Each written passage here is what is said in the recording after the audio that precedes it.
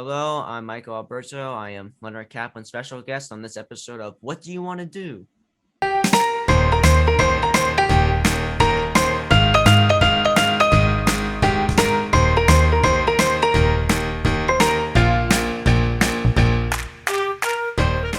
Welcome to What Do You Want to Do, the show that will hopefully help you figure out what you want to do in life or reconnect you to what you love doing.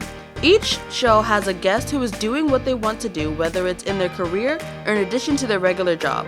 Most importantly, we want to help you realize that no matter your age, you too can do what you want to do if you have the will to do it. Now here's your host, Leonard Kaplan.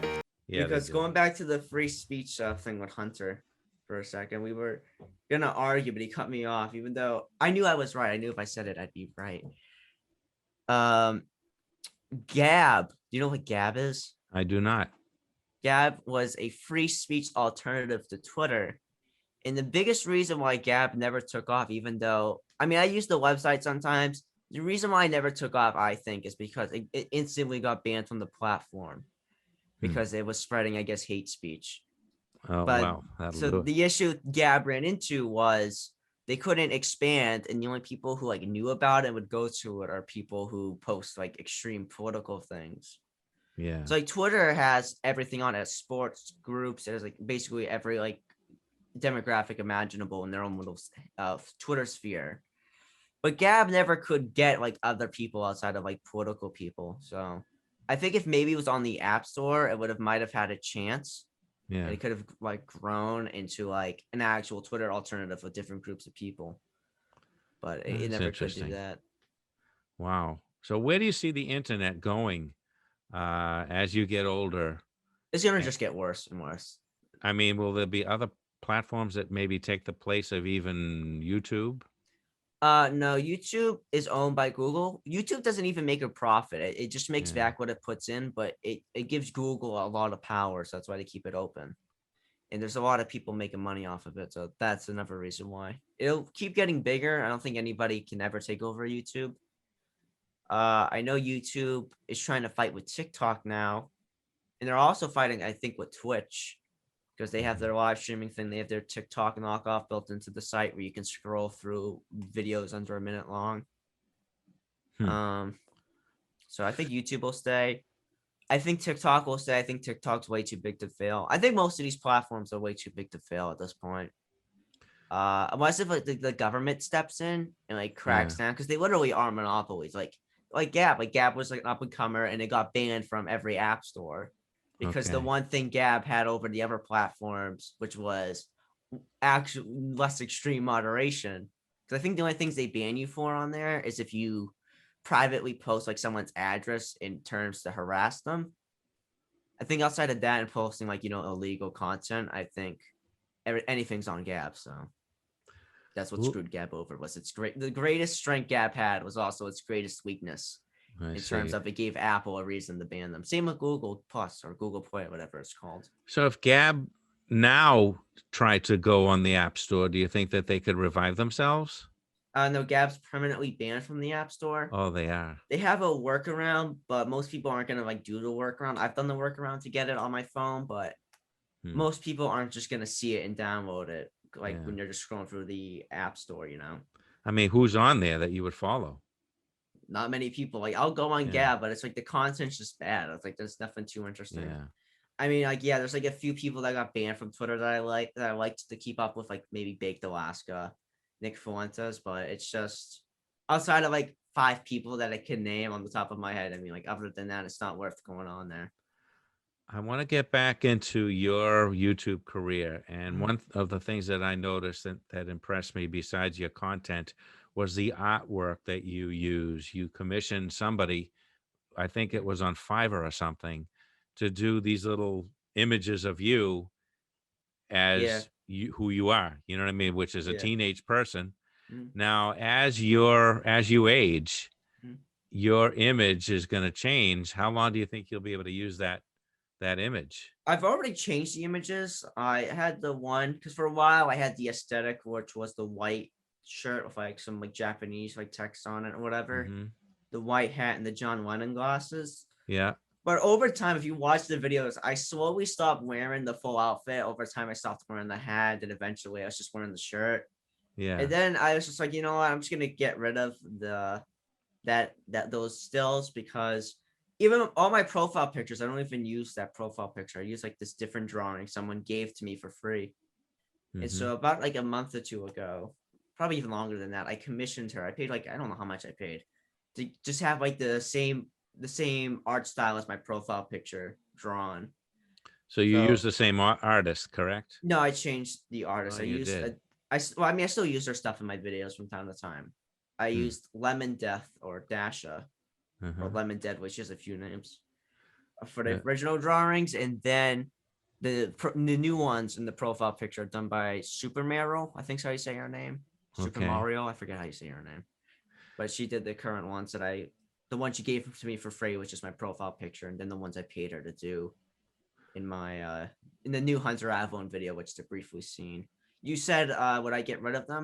I've Yeah. slowly been phasing them out over time, Mm-hmm. mainly because I talk about, I feel like, more serious topics now. And I Yeah. feel like it just kind of looks bad. I made this tweet a while ago in which I pointed out, do you know what VTubers are? No, I do not.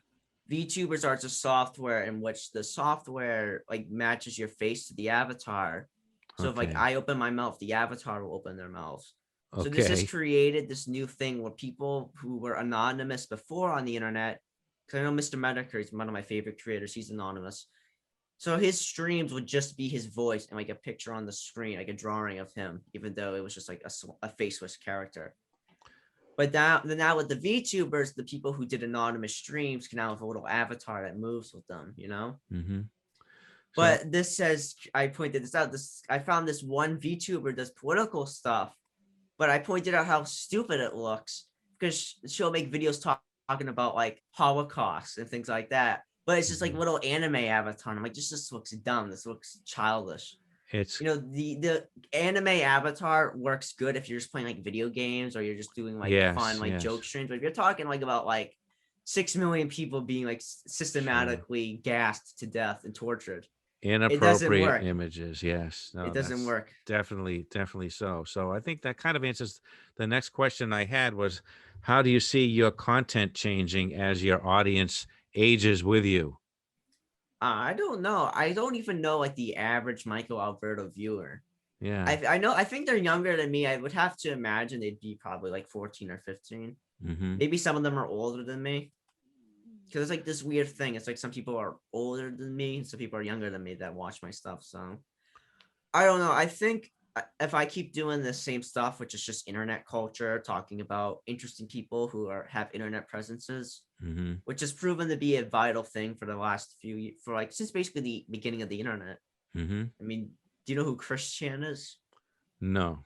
Chris Chan is actually the most documented person in human history. The Really? amount of information we have on Chris Chan, like videos, documents, things like that, it rivals like people like Hitler. Just the amount of stuff we have on this one person. Chris I hope Chan he is doesn't this. compare to him in any other ways. Oh, he was just in the news yesterday, but I won't say what he did. It's pretty disturbing. But he's this super autistic guy who's Uh-huh. documented his entire life online. And he's like, for whatever reason, all right, I think trolls just like convinced him to send like medical documents, just like literally anything like that's existed about this guy, we know of it. And it's just really interesting. And like there's been like internet forums since like 2000, like since the early 2000s, just talking about this guy. So I think people who just have interesting presences online, and then the people who document that, I think that'll stay around forever on YouTube. I don't think that'll ever run dry. It'll always be new content to talk about, and people will always be interested in it. In terms of your own career, how do you plan on making a living? Are you against doing anything else but what you're doing now? I mean, would you take like a real world job? I mean, if worst comes to worst, I'll probably have to at some point, but for right now, I'm making a little bit of money doing commission work. So I think if I just keep the commission work up, and then if I can actually start making money off of the YouTube channel, which I'm really close to now. Now that I think the YouTube's things to get monetized is 1K subs, and I think you need 4,000 hours of watch time. And I've hit 1K subs, and I think I'm close to that 4,000 hours. So I think Yeah, maybe in a month or two, maybe I could, if I work hard at it, maybe I can get monetized. So if I I keep the definitely think that's within your reach. so I think if Definitely. I keep the YouTube stuff going and I can get more people commissioning me, I don't think I'll have to get, I guess, a real job, quote unquote.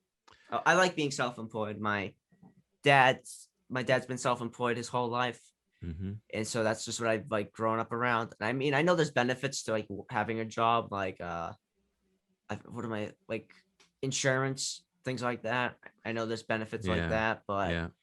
I don't know. It's just I've been around like my dad working for himself, and I don't know. I just think the benefits of working when you want to, waking up when you want to, The taking state days where off when you want to. I think that's good. the state where we live, I think, is one of the best for healthcare. Yeah, but Um, I and might I might have to move at some point.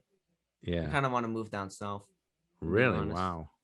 Yeah, it's cheaper housing down there. And since if I say I make all my money online, Yeah. it like the benefit to living in Boston is living near all these high paying jobs. But if I'm not working those high paying jobs, I mean, like, what's really the point of like staying here? I would be saving more money if I went somewhere else. The heat wouldn't bother you, huh? Oh no, I love the heat. I love 100-degree Oof. weather.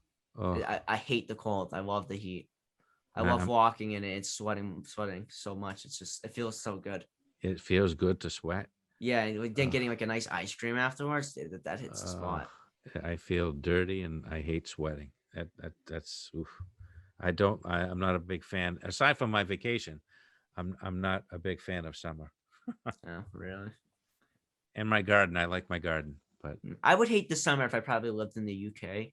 yeah. Because if you think about it, you're cold all year, and then out of nowhere it's 100 degrees, and the streets are like literally melting because they were not built to withstand that heat. Yeah, I It's like the kind of funny. cold. I like the snow. So Yeah, I'm in the minority there. But anyway, thank you very much, Michael, for joining me here on What Do You Want to Do? no And problem. I hope I wasn't all over the place. I know it's kind of hard no, to like wrangle me down for something like that. And I I know I'm not that good at talking too. So you are good at talking. In fact, you made it easier for me because I jumped around as much as you did. Let's hope the audience followed us. But I will ask you one more thing now. What do you see as your goal? Do you have a main goal for what you do aside from uh, keeping on doing it? just making good content and hopefully being able to live off of it. Hopefully, if I have to get a job at like, I don't know, doing like IR, I guess in real life work. I don't know, find like joining like a production company. I mean, I can always do that, but I prefer to keep it mostly online. I like being able to say what I want and how I want. And you're your own boss. Yeah, That's I never like that. overvalued, I believe me. love it. Mhm. All right. My guest was Michael Alberto on What Do You Want to Do? And thank you, Michael, for joining me once again. Uh, And maybe we'll have you back on your next big success, maybe when you reach 2,000 yeah. subscribers. For all of you out there, thank you for joining me this week. And until next time, what do you want to do?